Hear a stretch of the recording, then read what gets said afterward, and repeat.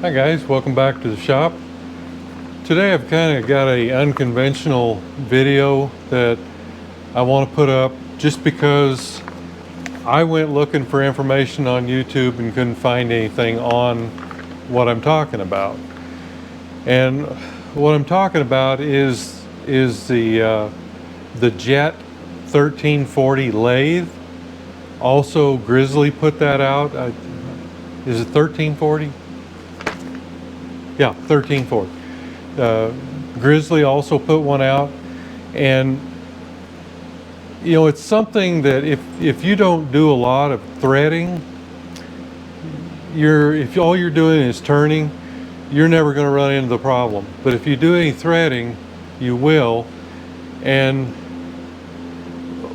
the book is very confusing, and it's pretty confusing looking at the machine itself as far as what the settings are, and specifically the gear settings. And there's other Grizzly lathes, other Jet lathes on YouTube showing the same problem. So I know people are running into this, and they're running into it on the one I've got too. So I just want to show you what I'm going through and how it's going to be fixed. So let me get you overhead here and I'll show you the manual, then we'll go over to the lathe and look at it. I apologize here, it's kind of hard to look at or hard to read this, but when you're into the feed and thread table here, this is actually the feed table. Let me get over here. This is more of the problem I'm having, but it's in conjunction with this. What I did was I just went up and I started to thread a 16 imperial thread, and I would put my settings on 1 and C, which is right. And you've got this little side picture over here. And what that's telling you is that you've got a double shev gear here in the middle. You've got one side of it is 120 teeth, the other side is 127 teeth. And then above it you've got a 40, and below it you've got a 40. That's how they transfer everything into the lathe. And what you do is, depending on whether you're turning metric or imperial, that determines what gear you're in, whether it's the 120 or the 127. And in this case, this is a imperial thread, and it should be on the 127 40 40. And I was just having the dickens of a time, and because I just thought, I don't ever turn metric threads, and why am I having the problem I'm having? And now I'm going to take you over there and show you what that problem is. Okay, I'm going to put a little bluing on this just so it kind of shows more of what I'm talking about. And this is not I didn't really turn this down that great. It'll still show my issue though.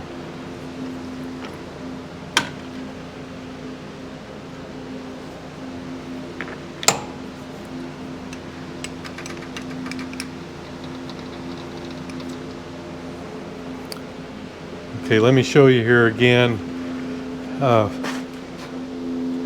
I'm set up for 16 threads per inch, which is the imperial fine thread, and it tells me to go to 1, which would be here, so it would be in the 1, and then over here in the C, and that's where I'm at.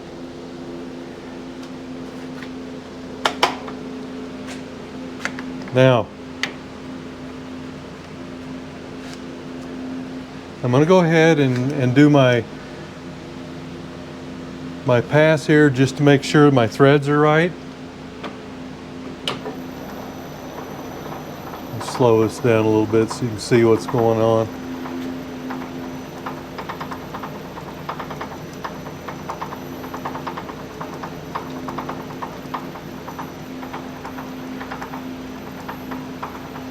And on this particular thread, I just want to show you here, on the dial, your threading dial, on a 16 thread, you should be able to engage your lead screw in any number on here, any number or space.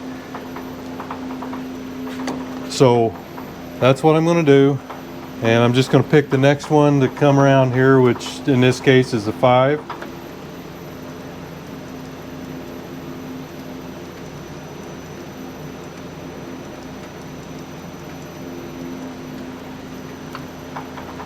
Okay, I pull it out, come back in,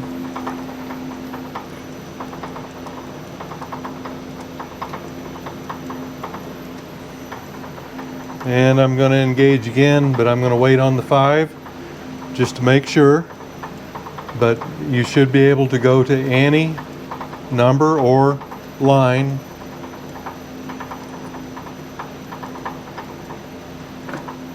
Okay, here we go. And you can see that it's leading the other one. And I'm right on the mark here. See how it's leading that?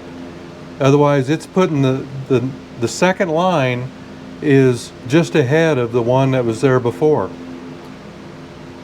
And that, I just kept going over and over and over this and couldn't figure out why in the world I was having an issue.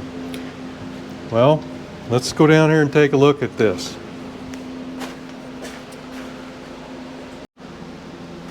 Okay, so here's my 127 gear, and here's the 120. And this is a 40, and this is a 40. But after I got to looking at that, I said, wait a minute, this thing is set up off of the 120 gear. So this is for threading a metric thread. And I got to thinking about it, and a few months ago I actually made a flywheel puller for a motorcycle, and at which time I had to cut a 1.5 pitch metric thread, and I never changed it back. And that is why that thing is leading.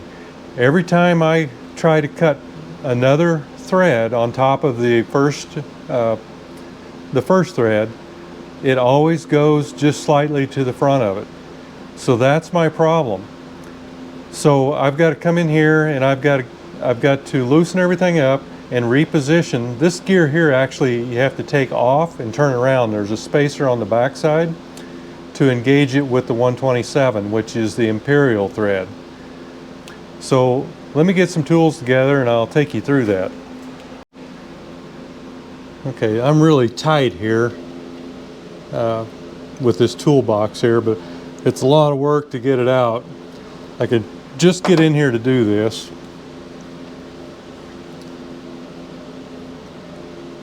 This has got a little spacer on top of it here.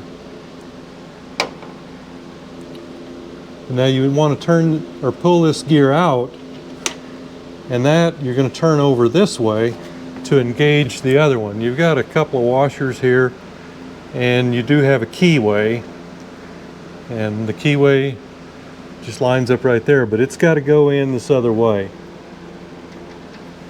Now, before you can engage that, you've got to loosen this adjustment down here, and you've got to move the gear up right here. And this, once you loosen that, it just slides up. Okay, now we've got to get this back here. So we're going to engage the 120. And let's see. You've got washers, so you need to turn those around if you need to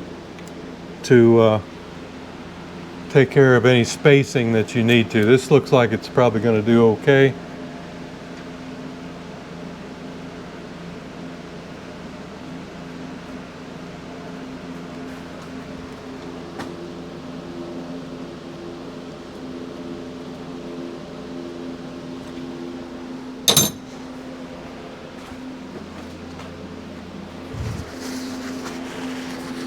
Kind of a messy job, and like I said, I just never do metric threads, but I did do one and I forgot about it.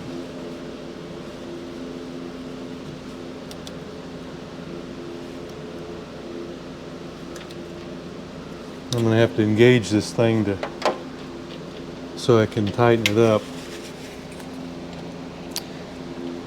And then you just bring this down onto it.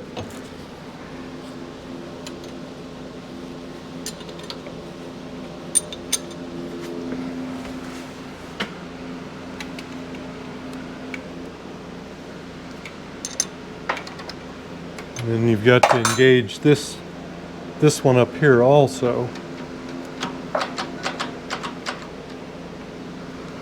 And once you get them both engaged, then you can tighten I think they call this the banjo or something down there. So you can see that we have this one engaged with the back gear and this one engaged with the back gear. So the 120 is no longer a player.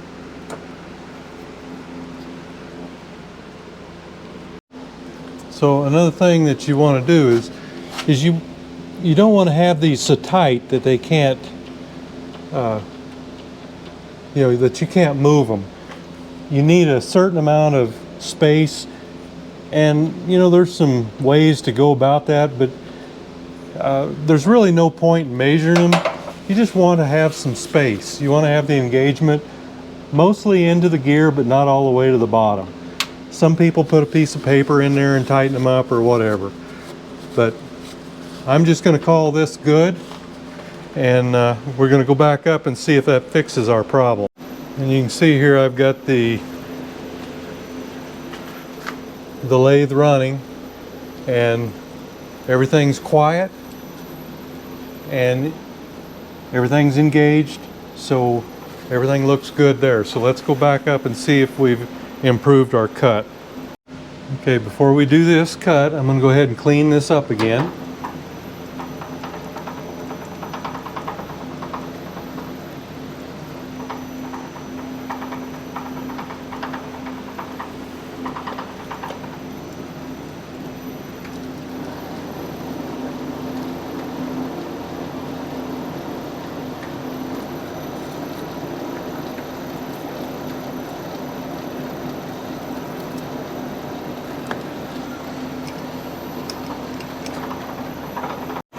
I set it up for a different, for turning, so it turns better than trying to, it was trying to put a thread in there. So I'll turn it, then we'll go back and set it up properly for the thread.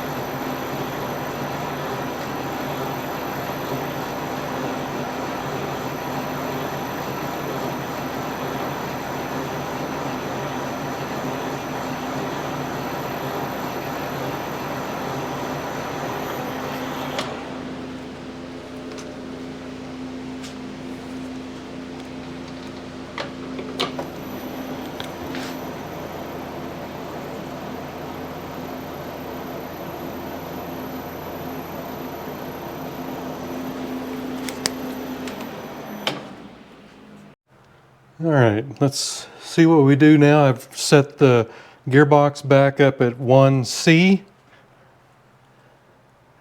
and I'm going to engage this on, oops, I forgot to turn the lead screw on. Okay.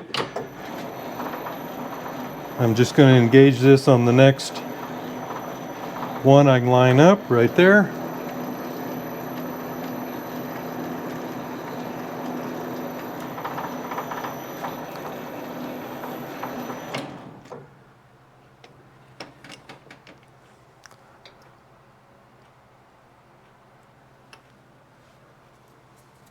Okay, and now let me just get my thread gauge.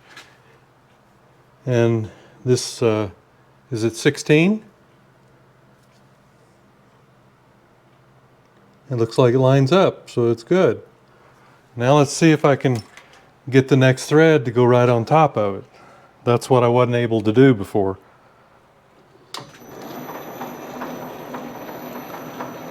I'll increase it a couple thou. Waiting on my next mark. Right there. Look at that. Right on top of it.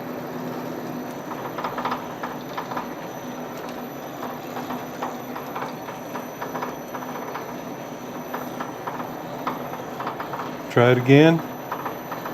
Just another random mark. There we go. Right on top of it.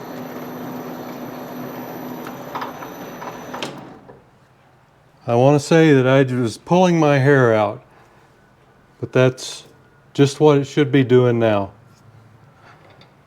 So it's kind of hard to understand those gears, how everything is set up, but I just thought I'd post this video because I had problems like this and couldn't find anything.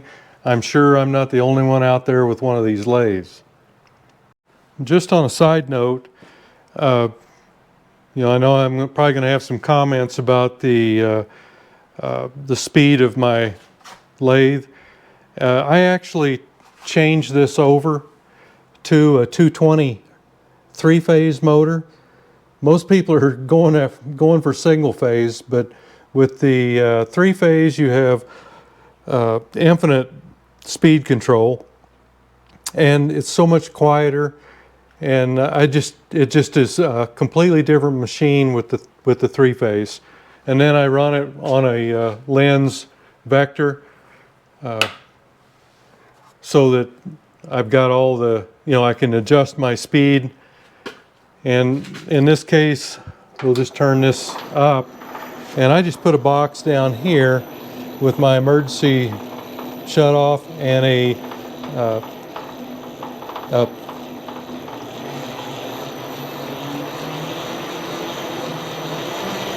so I can change. You can turn this down until it's just almost nothing at all. But you just put a little pot there. I think it's a 10K pot, and you can infinitely adjust your speed. You don't even need to use the gearbox that much. I do every once in a while, but most of the time I run mine in the low-high, the 460 range.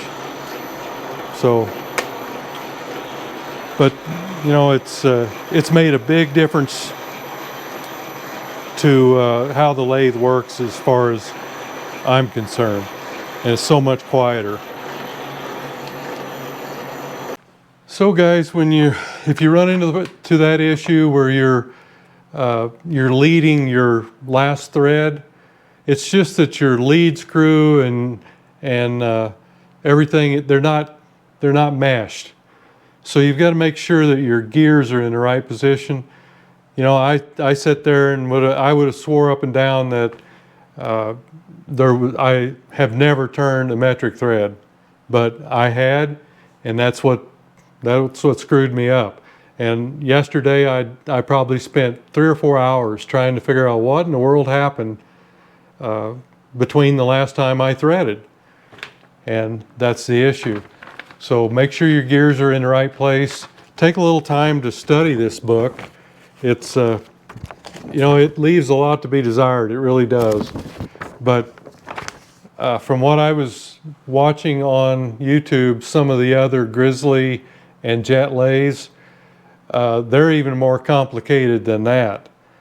So I kind of I consider myself lucky to have what I've got here and been able to figure out. But anyhow, I just thought I'd put this on as a quick video. Other people have got to be having the problem. Hey, thanks for watching the show, and we'll see you next video.